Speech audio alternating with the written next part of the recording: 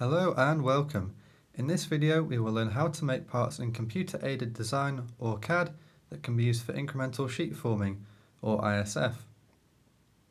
For this video I will be using Fusion 360 software.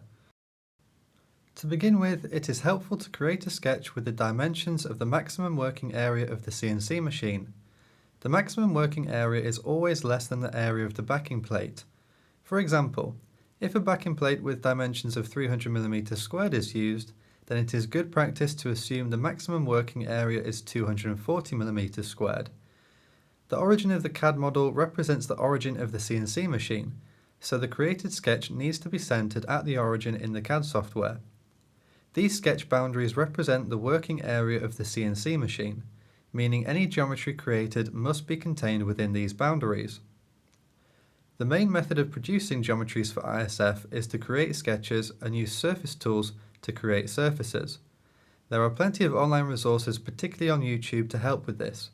It is important to note that ISF geometries must be created as surfaces and not as solids. Before creating a geometry, the limitations of ISF need to be considered. The key considerations are the maximum forming angle and the tool radius. The maximum forming angle varies greatly for different materials. For example, a magnesium alloy can have a maximum forming angle less than 30 degrees, whereas a 5 series aluminium alloy can have a maximum forming angle over 60 degrees. Here is an air intake geometry which contains some issues. Firstly, the two holes represent the inlets on the final geometry. However, there can be no holes when generating a toolpath, so these holes need to be patched.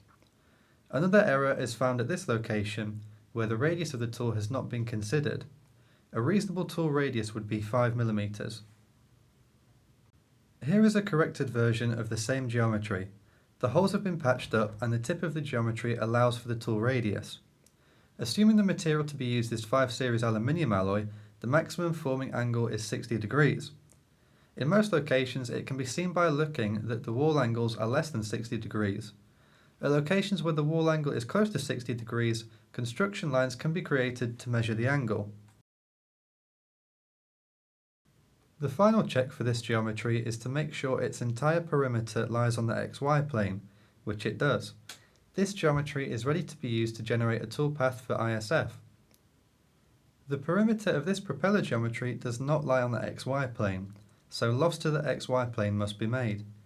These lofts need to be within the maximum working area and they must have wall angles less than the maximum forming angle of the material. All the unique CAD considerations for ISF have now been addressed. In the next video we will learn how to produce a toolpath for ISF using the geometries created by the methods in this video. Thank you for watching.